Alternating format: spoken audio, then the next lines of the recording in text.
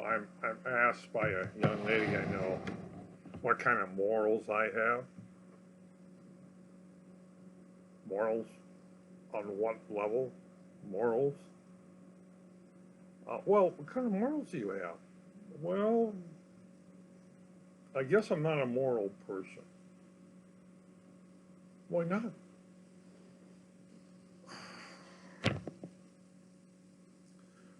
Well, I have broken most of the commandments of God.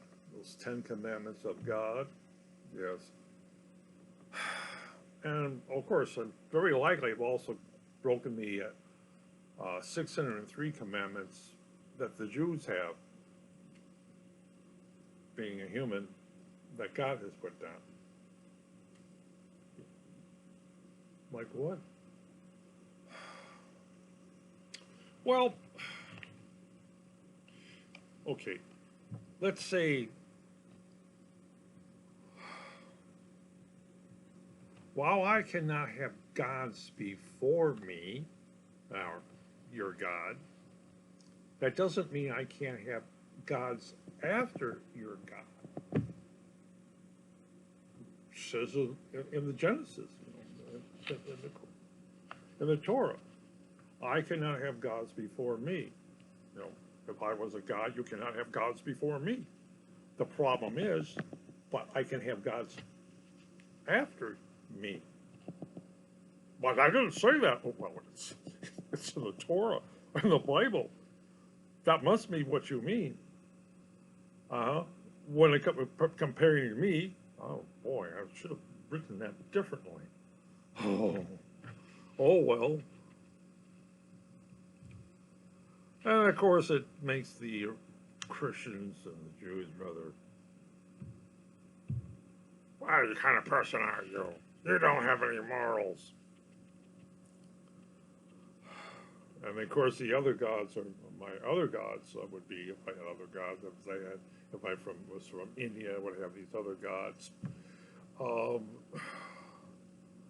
Well, hey, remember the Catholic Church? Yeah, they took everybody else's gods and made them into saint. So it was a Saint Peter here, or there was a oh no, well, you know, the Irish gods became saints. French gods became French, well, French saints. Yeah, you know, it's basically that. And since my religion doesn't have any forms of idols, oh yeah, yeah. You ever been to a mosque? Ever see the words of the Quran on the wall? No. Not in a real sense of seeing the words of the Quran on the wall. Because they might be worshipped. There are no birds, insects, pictures of people. There is nothing like that allowed in a mosque in case it would be worshipped.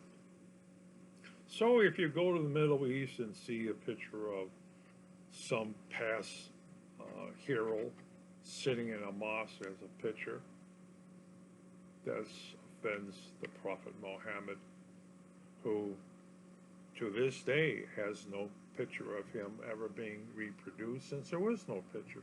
There was no statues, there was no busts, there was no paintings, there was no tile works. The Prophet Muhammad existed, but that's about all. Yeah, he wrote the Quran. It took him 20 years, but hey, so what? And you will find out that we don't happen to have necklaces around our things. We don't have watches around our hands. Well, some have watches, but we don't have anything hanging around our necks saying, "Oh, this is what mother looks like," or "This is our symbolic thing." I mean, you can't pick up us out from the crowd. Muslims have special mats to kneel on. Of course, that becomes considered a symbol of God, having that special mat to kneel on.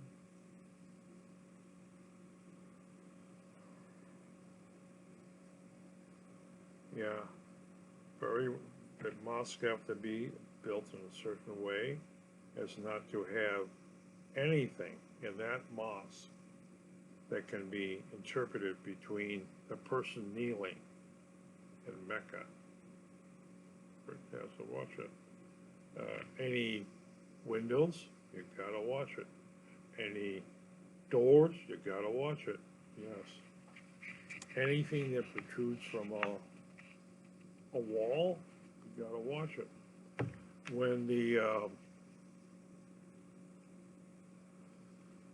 dome in Jerusalem, gotta watch it. The dome itself can be classified as a symbolic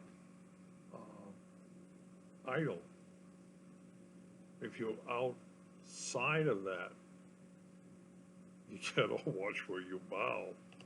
Yes, you're only supposed to bow from inside the mosque, not on the outside. You gotta watch that.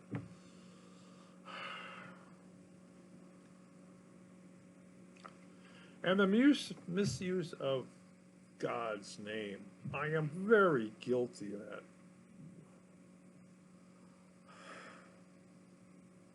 And people say you must be mad. There is a God.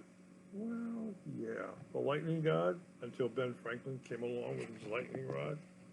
Yes, lightning was considered a god. Or of the gods, Thor, lightning strikes and that.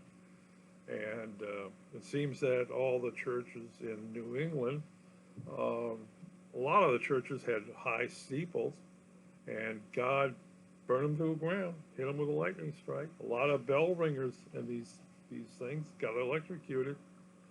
Oh, yeah. Yes. And then, of course, Ben Franklin and his lightning rod. Oh, that was, he lost morals and ethics and everything else for that lightning rod. But it turns out to be all the churches, the barns and houses and anything that was large adopted Ben Franklin's lightning rod. Yeah. Interesting, isn't it? Honor thy mother. Well, yes. Not dad so much, but mom. And, those, when you're on your deathbed, who do you call out to? Mom? How many people call to their dads? How many people want to see at the foot of their bed their dead father? Nah, it's always mother. In the battlefield, guys in the thing get wounded. Who do they call for? Mom. That's right. Of course, I have used the English language.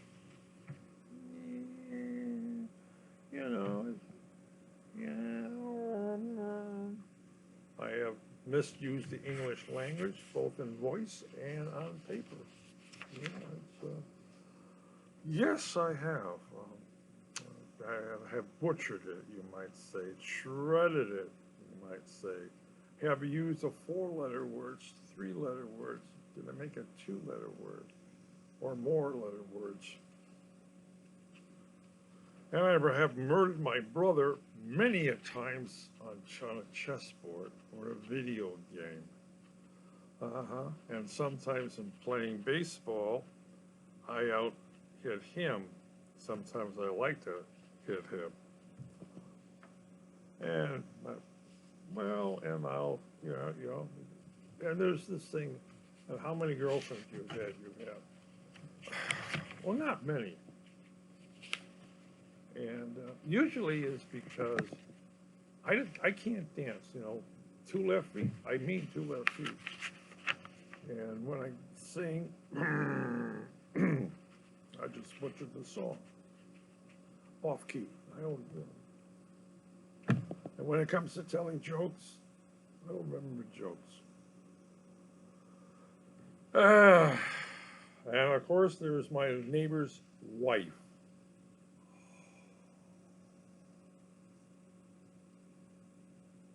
Would I lust after my neighbor's wife? Have you seen my neighbor's wife? Oh, perfect, perfect. Have you seen her in a bathing suit?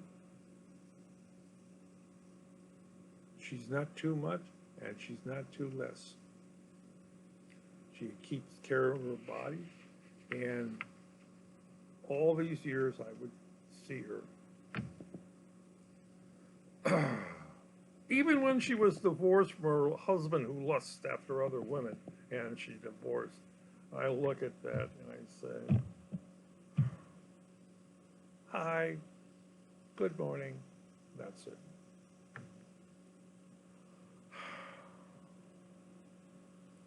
But she does make Sunday dinner for me ever so often. As good as my grandmother used to make. Okay, you know, you got this thing. Morals, yes.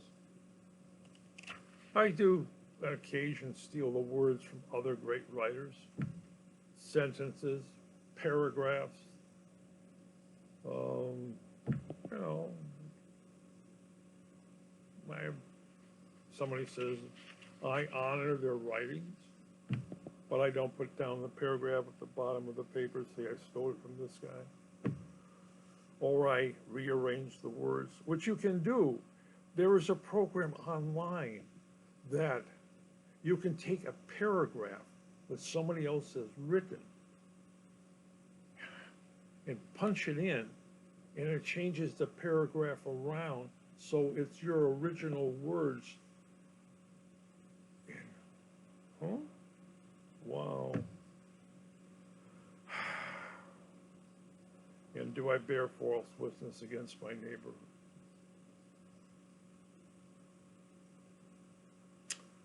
He can do damage to himself. Yep.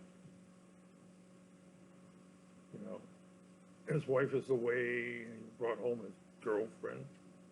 I didn't say anything. I didn't have to. Mm-hmm.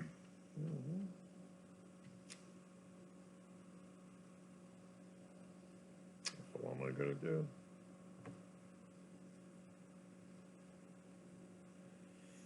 Of course, I do have a habit of my neighbor borrowing things from me. Well, he borrow a saw. Hey, you think you can get my saw back to me? Cut this over here.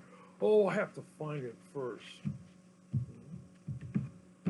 Then he borrows my lawnmower, runs it out of gas because his lawnmower is in the shop.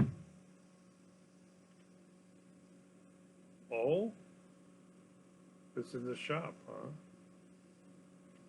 Great. Then I learned very simple, not to keep gasoline around. If you want to borrow the lawnmower, you can fill it up and sell. I'm stupid, yes, I'm stupid, but you know, at a certain point, you don't want to be taken.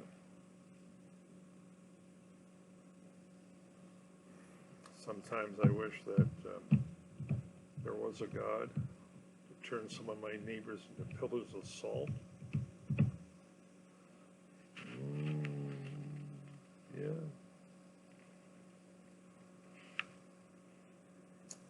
But I really have problems. Yeah, well, you know, it's kind of like, do I have morals? No. I don't cheat on my income taxes. Why? I have an accountant that does it. Well, I can do it myself. I don't want to do that. I want someone else to make sure everything is done right. And I do itemize. But I want the accountant to do it because so far I have never been brought in or questioned about what I do. And sometimes, once, I got money back. That must be a mistake by the IRS. It was for $1 penny. I got money back. I still got the check hanging somewhere. Well, I think that's about it. About 15 minutes, yeah. That's about it.